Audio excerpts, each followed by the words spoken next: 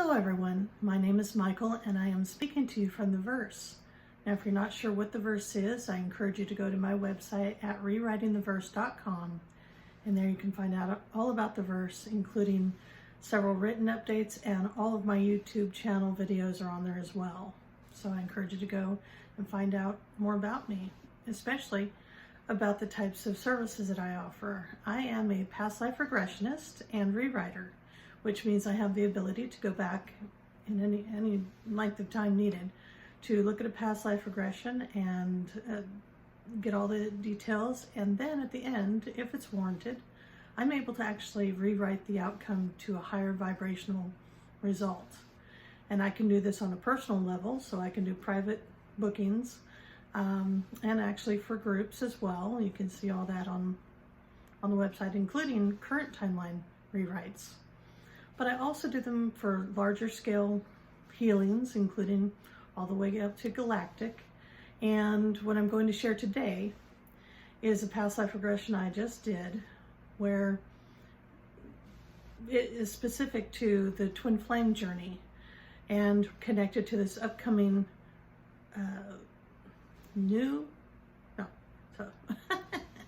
full moon lunar eclipse. There we go. And that is on January 10th, 2020. So one of the things that I have chosen to do lately is to couple my past life regression abilities with the twin flame journey and utilize this collective to help drive us vibrationally up and through these various portals and significant dates. And January 10th is another one of those. So I specifically had that in mind tonight when I looked into this particular past life. So there's some things I need to explain connected to this past life. This one's a bit more complicated, and so it brings up the opportunity to share about some other ideas connected to past life regressions. And that is that my understanding and what I've seen through my years of doing past life regressions is that we don't incarnate one lifetime at a time. We have multiple incarnations at the same time, and soul groups come together repeatedly. So you've got groups incarnating together also at the same time. So I'm going to use the example of the maybe the founding fathers for the American. So that's the group that came to mind is a group that played a significant role in history for the United States. Okay. Well, at the same time that they were out there, there was another group of those same souls out in other parts of the world also doing similar things. They usually come together with a similar mission. And so one of the timeline that we will be looking at today is another one of those soul groups that come together, and they can have multiple incarnations at the same time and be doing basically the same thing. So so this will be a story basically that you've heard before, only it's being played out in another location, in another variation of it, but it is basically the same soul group. So it's going to be a little bit more complicated tonight, including the fact that there's a past life within the past life that's looked at. It's rather interesting. So it gets a bit complicated, but if you can have an open mind about the universe absolutely not being linear in any way, shape, or form, and it's very efficient and has a lot of things happening all at the same time, and it's going to be a group that's significant in history.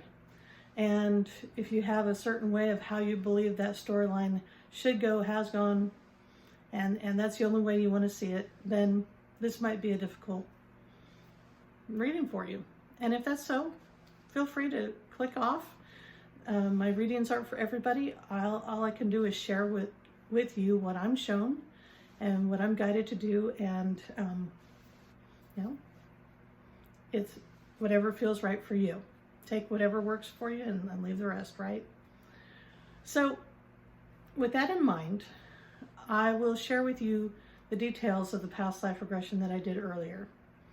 And then at the end, I did look and ask for guidance on where the best place would be to intervene in that timeline and have a higher level outcome. I did that, but I have not technically rewritten that into the fabric of timelines yet, basically. So I wanted to wait until I was on here with you so I could do that live. And whatever energetic shifts that results from this, because it will, not only because of the soul group we're looking at, but well, you'll see the connection with what soul group we're looking at, that ultimately will impact the greater collective of twin flames, because this is a twin flame specific reading, as well as divine masculine and divine feminine. It's all one and the same. If you're not sure if you're a twin flame, my personal belief is that everybody is. So that means everybody can connect with this if it feels right for them, and will also benefit from this healing. So with that in mind, I think we'll get started here. And yeah, I think that's it. So when I do past life regressions, the first thing I ask my guides is approximately how far in the past are we looking at? And they said that this is approximately 800 years ago. So I'm going to round that off to 1200 AD. So that's the approximate time period that we're looking at. And then I ask basically to give me an idea of what part of the world we're in. And in this one, they were showing me around the Alexandria, Egypt area. So it's surrounding that area. Okay, so that's the part of the world that we're in and the timeline that we're in. Or actually, hold on.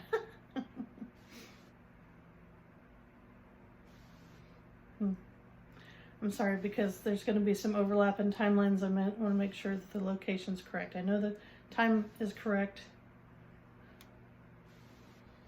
Okay, I'm going to still say it's near that area in Alexandria. Okay, I'm sorry. And I have two timelines to manage, so it's still in that area. Okay. So what I see, the very first thing they showed me is the face and the head of a man putting on a Roman soldier's helmet. It's really shiny silver. It's definitely not seen any combat. And what's also interesting is he's having a little trouble getting it down all the way. It's like really catching him a little too tight right here in the face, but he's still kind of, getting it down on his face. So that's the very first thing they showed me, but it didn't quite fit right. So what opens up is it shows the same man. And he is a Roman soldier. He is not active combat, in other words, out roaming around in skirmishes and such, but he is a trainer for them. He's approximately 40 years old, so he hasn't been in the direct combat for a while.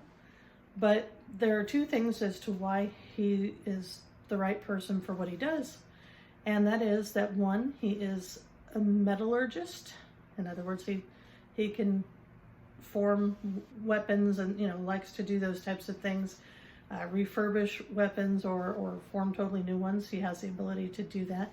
And the other is that his best skill in the military was really close combat, use of daggers. Specifically, that was his best skill when he was in combat, and he's good enough where he is the one that actually trains the new soldiers on exactly how to use a dagger in really, really close combat. Like, for example, they were showing me basically when the two sides come crashing together in the middle and people are kind of squashed together and it's really hard to wield your sword and get anything done. Well, that's when you use your dagger and you just kind of stab people as you go along. They were showing me that this is where the dagger comes in really handy. You can do a lot of damage with a dagger in that type of situation. So this is where he was really good, and he did train the men specifically in that skill, but also was a part of managing and taking care of the weapons, the blades anyway. Definitely the blades, the swords, the short swords, the daggers, and anything else like that. Okay. And his name, by the way, was Boreas, something like that. That was his name. So again, he had been in the military for probably most of his career. He had one best buddy that also did training. It was a person that he did a lot of battle with, throughout his combat years, and is now also a trainer. So he does have a very close friend that he confides in. But for the most part, he's happy with his life, He really enjoys working with the swords. So anyway, so this is what he does and where he's at. And one of the things is that he likes refurbishing old or broken weapon swords, like I said, spearheads, things, anything metal. He likes especially the older stuff that you don't see very often. So the men know that if they happen to go out and find anything like that, they'll pack them back for him because they know he likes it, and they like him. So if they find something interesting, they'll bring it back to him. Well, one day he goes out to the bin where the guys just throw in whatever they have found, and he's digging around in there, and he pulls out a broken spear. And he's kind of looking at it. Oh yeah, it's definitely an old spear. You can tell by the blade that it's definitely an older version that they don't use anymore. And when he touches the metal on it, all of a sudden he feels like a buzz or a hum, and he gets a flash, an image, which he drops it pretty quick. Like, what was that? Looking around, nobody saw what happened, but okay, that was weird. Let me touch it again. Right? Which he did, and after a couple times of just getting past the shock of it, that it definitely was humming or vibrating. He could feel the energy coming off of it. But again, he was able to see through his third eye an instant, very detailed past life. So here we go. I'm already looking at a past life, and now he's seeing a past life, right? So let's keep all this straight. So I'll tell you what he is seeing now in that past life. So it opens up to him standing there. You can tell by the angle of the view that it's him holding this spear. Only this time it's not broken, it's intact. And there's a frenzy of people in front of him. Just people jeering, and there's other people, other soldiers having to hold back the people. And then there's women kind of at his feet that are crying and just, sobbing. And it's a crazy scene. And he's not really sure what's going on until he turns around behind him and he looks up and he sees Christ on a cross. So this is a point to clarify right now what I said about the same soul groups coming in different versions on the planet at one time. This person on the cross is not the physical form of Jesus Christ, okay? However, my understanding is this person is the same soul as Jesus Christ. Only this version is a woman, actually. And my understanding is, as the version that we know of the Jesus Christ story is going on over in Jerusalem, this is happening somewhere over near were in Alexandria. It's the same basic storyline, same thing. She is preaching the same types of things that Jesus is. All this is happening very much alongside each other in time. She has also been brought in by the Romans because Alexandria was a part of the Roman Empire around the time of the crucifixion for Jesus. So they were there as well. And my understanding, the slight variation here, other than the fact that it's a different person, but she also apparently has a disciple type of group with her. Similar, very similar circumstances. But the bigger issue, my understanding is Alexandria was more open to the types of preaching or teachings that she brought. However, even they weren't ready for a woman to be in that type of a leader role. And that's ultimately why they shut her down. It wasn't as much about the story or about the teachings, although I'm sure they weren't happy. A lot of them weren't happy with that either, but it was really about, as a woman, she would not stop trying to be a leader. And that's why she was on the cross. So yeah. So I'm saying this is a complicated one, so I'm hoping I'm not losing you. It's very fascinating. Looking at, and I'm, looking at various timelines for myself going, gosh, this is even interesting for me, but we're keeping it straight. I hope I haven't lost anybody yet.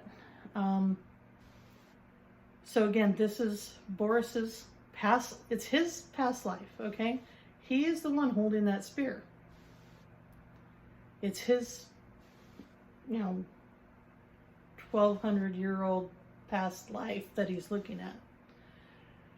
So, okay, so there he is. He recognizes this and he knows, once he sees the cross and sees her, he knows, even in his current time, he knows what he's looking at. He realizes, uh-oh, I know who that is. And I know what this spear is. There's more than just one spear of destiny out there. And I'm not even saying there's only two at this point. Clearly we're seeing that you can have multiple timelines happening all at the same time, so there may be more. But she's the same soul as Christ, as Jesus. She is a Christed being. So the same kind of energy, the same kind of scenario here is going to happen with this spear.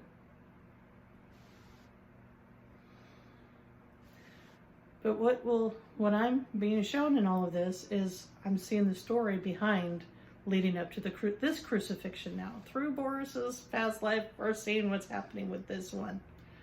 Oh, yeah. Okay, so here's how it happens. I never did get the name of the original soldier that had the spear. But when she was first incarcerated, brought into whatever palace she was brought into, and was going through days of trials and the same kind of stuff that you hear about the Jesus timeline, okay?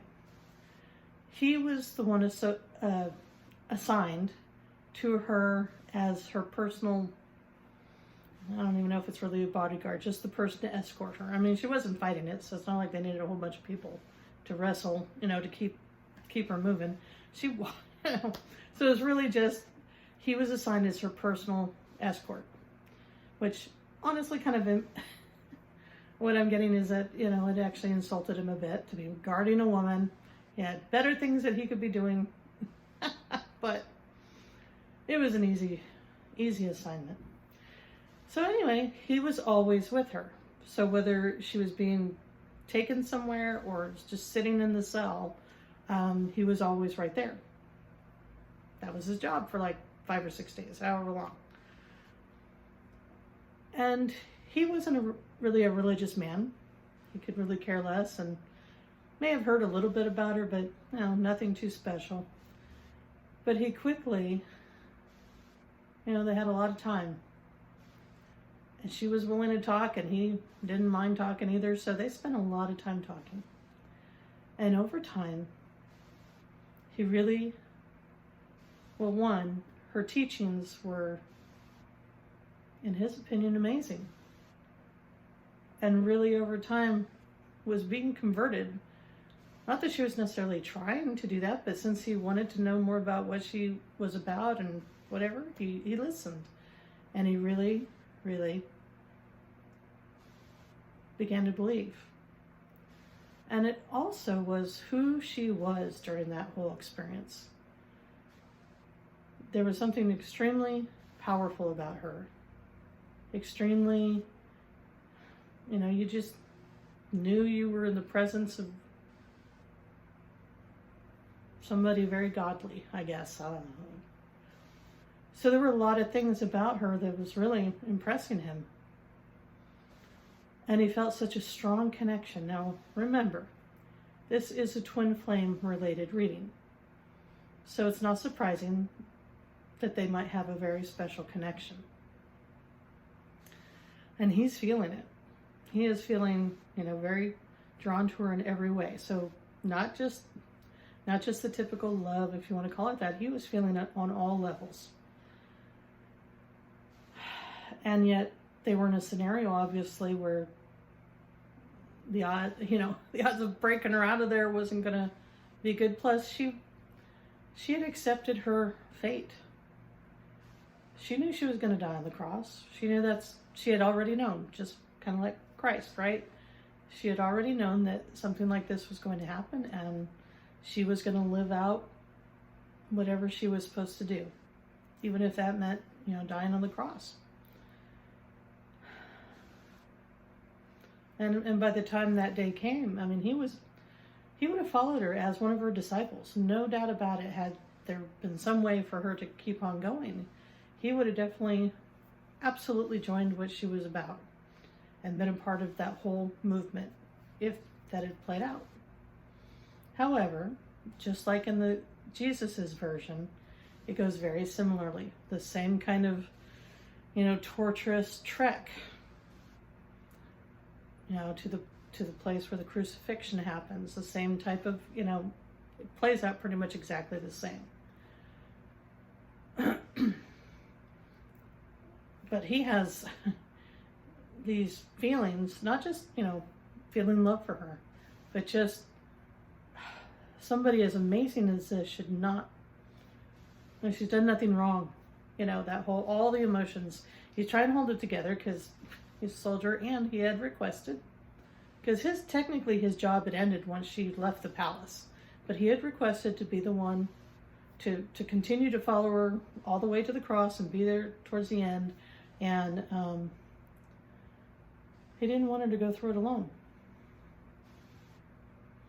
And even though he knew he may be the one that may have to do the whole spirit thing at the end of it, and he explained to her that may be the case, they both accepted that would be how it would need to go, and that she was extremely thankful that he would be willing to be by her side through that. Not that any version of that would have been easy, but having somebody who wasn't hating her, wasn't throwing things at her, wasn't spitting on her, wasn't yelling at her, that meant a lot to her. So you pretty much know how all that goes, how the crucifixion goes. And yes, at the end, as it's getting towards the end of it, it's now time. Now I've read or I've seen different versions where, they just stabbed him with a spear to make sure they were dead. I wish that was the case. Nothing about that is right. Nothing about any of the crucifixion is right. But no, it was just to accelerate it. So she was very alive. When the time came where he had to look up at her, And their eyes met one last time, and he really was the last person that she had any kind of real eye contact with. And he looked up, and they made eye contact, and she knew, well, this was it, of course, and he knew this was it. But at least for that moment, she wasn't alone. And then, of course, he had to do what he had to do. It's a very similar circumstance as to what happened with the Christ thing.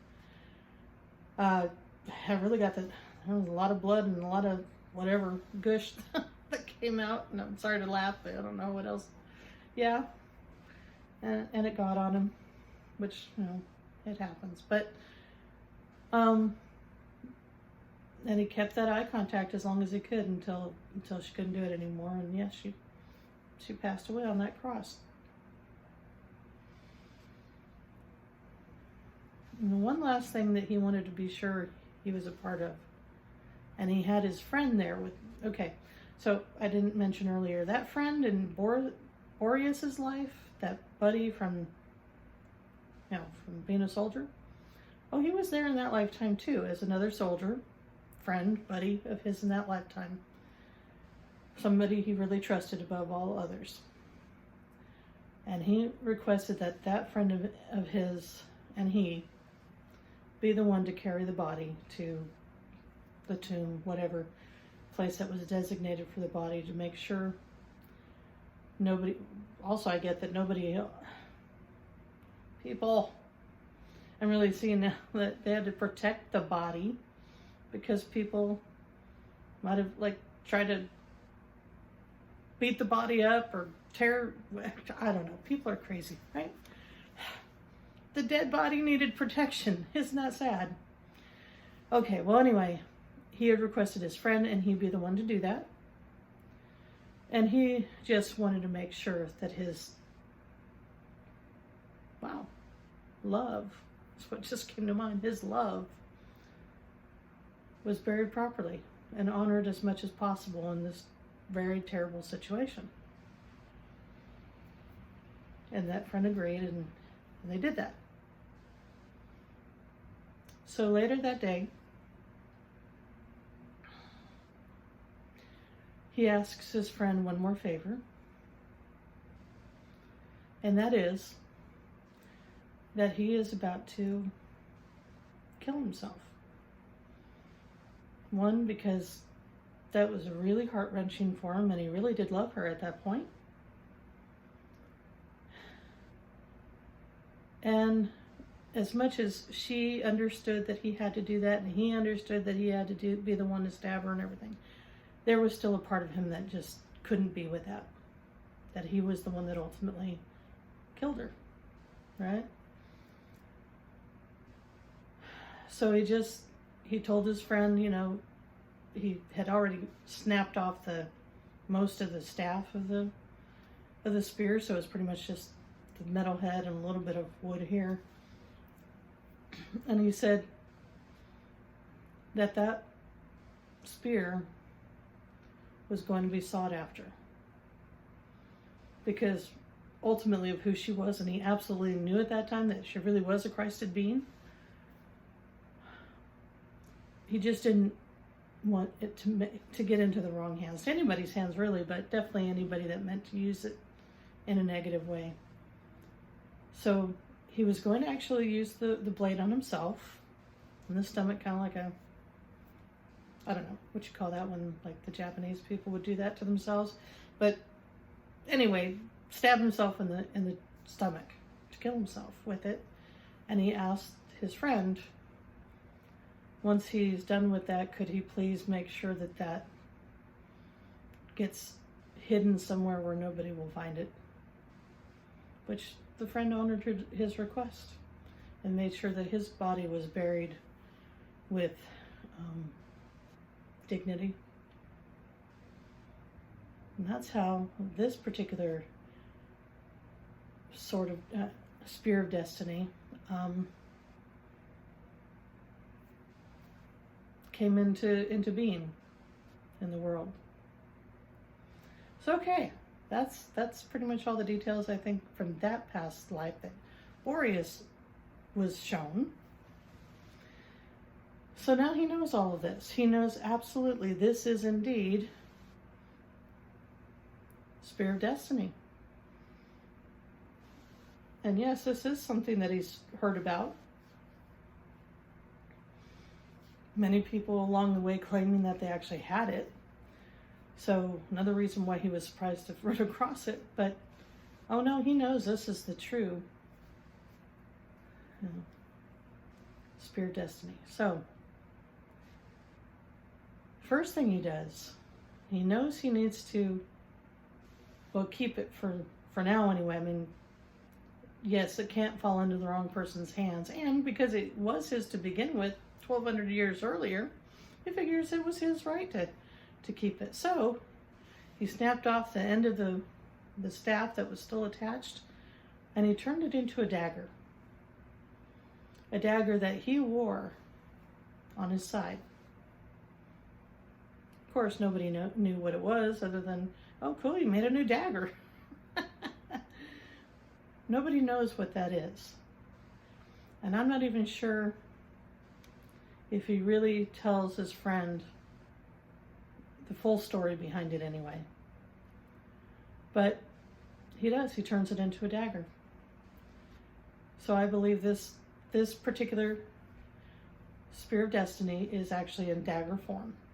I do believe it's still in that form wherever it is. So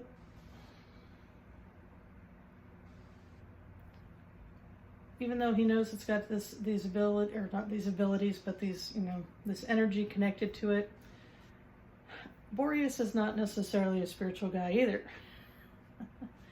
So he doesn't, he was surprised to even have the past life show itself. That in itself was a miracle to him, that even happened. And he could still feel the energy on it, mostly all the time when he's touching it, anyway, definitely when he's touching it. But he doesn't really do much more with it other than just keep it by himself and keep it safe. And that is how the first 2 lifetimes ends.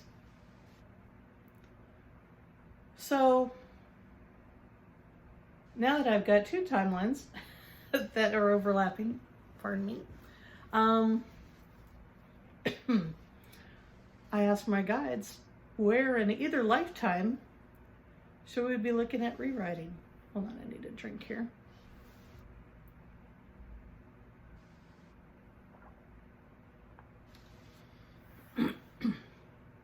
What they showed me is, like I said, Boreas feels the energy from this dagger. Now it's a dagger. So he feels the energy in it. He feels that it has something. It's not just some inert. It does have some sort of magic or something within it. But in the first version, he really doesn't do anything with it. What he can't forget is that past life regression. He can't get that out of his mind. Or not a past life regression, but what he was shown. What he was shown is like burned into his memory. Every detail about it. Everything. Everything about her.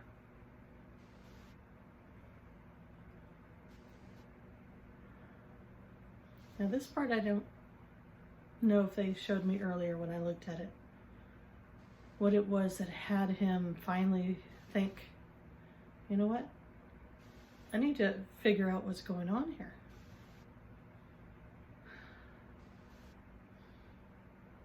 It may have just have been a choice. First choice was probably, okay, this is too weird for me. It's cool, but I don't believe in this stuff, so I just have a cool new dagger now. Or I can really start to investigate, why is it doing this? Why is it? It may have just been a simple curiosity or willingness to look a little farther into the supernatural. But what he had noticed was that, and I'm going to have a hard time maybe describing what would happen sometimes, it would actually kind of pull energetically in a certain direction, actually. It wasn't really strong. It wasn't like threatening to pull it right off of his belt, but he could feel it, this slight pull. And one day he just decided, it might have been one of his days off, I don't know. He just decided to see what would happen if we just went in the direction that it was pulling him towards. And he went a little ways. He didn't go too far. And it definitely seemed to be leading him somewhere. Darn it, I don't believe this stuff. You know, he's fighting it. He's fighting it. But what if it's really leading somewhere that... What if?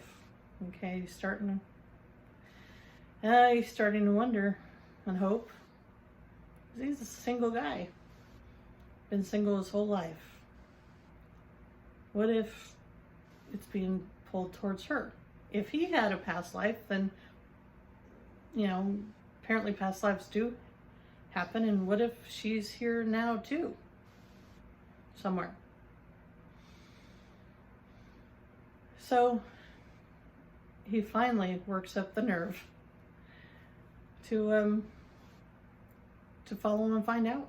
So he takes, I think, about a week's leave, and he tells his friend, listen, I got to follow this, you know. I guess he does, at least at that point, tell his friend enough about something's going on. I have to go. I don't think it goes into a lot of detail, but I have to go. If I'm not back in a week, just know, I found what I'm looking for. And don't worry about me. So it was a little perplexing for his friend. I could see his friend's face going, what on earth? You know, because his friend he didn't do weird stuff like this. You know, his friend didn't know him to be this kind of a risk taker, I guess. But, you know, Boreas just couldn't deny anymore that this was, if there was any chance that this led to her, he was going to have to do it. So that's what he did. In the rewrite, this is the rewrite now. He follows it. He follows, from the pull, also the humming and the kind of buzz energy that is in it is also kind of helping guide the way. I think he's walking, how far is he walking? At least 50 miles or more. Takes a few days to get there. And it leads him to this small little house out in the middle of nowhere. And he knocks. He's nervous. And he knocks. And the door slowly opens. And he sees her eyes. It's the same eyes. The same eyes that he fell in love with 1,200 years earlier. The same eyes that looked down on him one last painful time from the cross. There she is. And I'm starting to feel the energy on this. It hasn't been formally rewritten yet, but I'm feeling it now. It's starting to get ready to shift already, because the moment he meets her again, and they start to share and they get to know each other, she's still a very spiritual person. She still teaches, preaches in a certain way. She's just not out there at the level that she was before. But this time, he can be by her side. And if she wants to start that up again, which she does. I mean, these messages are meant to get out there. These Messiah energy level people. This is what they come here for. There really is no higher purpose than to come here and get whatever the message is, whether it's love. I happen to think it's joy now, but definitely at least love at that time. that's the main mission. And so together, they actually really start up again at a whole new level, although it's basically the same message. But now, as long as he's her partner in this, the her being a female issue is, well, it's not going to be that much of an issue. It's not going to be the thing that brings her down again anyway. Plus, being in partnership with a twin flame absolutely boosts both of their abilities. Now, he may not have maybe the healing abilities as she does, or the whatever, but he has complementary skills that are needed in the mission. So it's not about that they both have to be super spiritual, super whatever, but they do have to have a similar goal. And the twin flame energy amplifies both of them. So this is the rewrite, and I am now going to put this into the timeline so that it shifts everything about the first timeline we were looking at anyway. With Boreas, it will shift his timeline. And from then on, from 800 years ago, everything connected to that original soul, twin flame souls, will align with this new energy.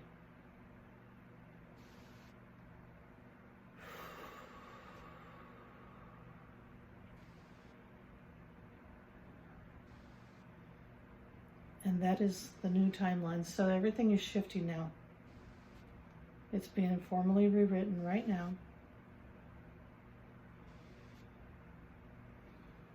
Every lifetime that's occurred since then, that's a lot of lifetimes. Again, we incarnate so many lives at one time. And this is impacting the entire collective of twin flames. The entire collective is being lifted again right now by this rewrite, by these twin flames coming together powerfully, uniting fully.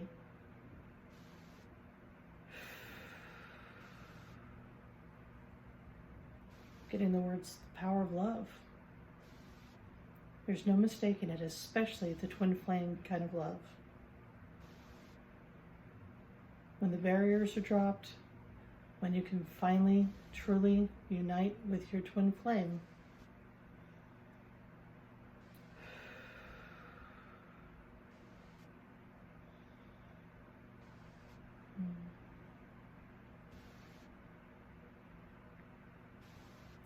so that's it. That has shifted for everybody. Now, just because this was a very high-level spiritual couple does not mean they're any better or less than any of the rest of us. We all have our missions. We are all being called right now to find each other, absolutely, and then get started on our life purposes together. They are one and the same with our twin flame. And there's no time to waste. This is now the second past life regression I've done in a row that is directly connected to the life purposes taking off now. I know we're still getting into either physically know our twin flames, or maybe you already know them and maybe finally starting to get connected at another level, whether you're going to commit a relationship or not. At this point, the unions are continuing to gather momentum and strength. And only when it gets to a certain level, and I believe that's very soon, will we really be able to use it as a launching pad for the missions that we're being called to do right now. All of us. No matter what your connection with your twin flame, even if it's only on a spirit level, do what you can to get in alignment.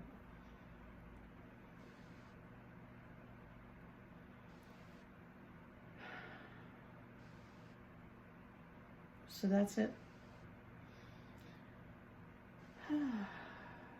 This was directly connected to the full moon lunar eclipse that's coming up on January 10th, January 10th, 2020.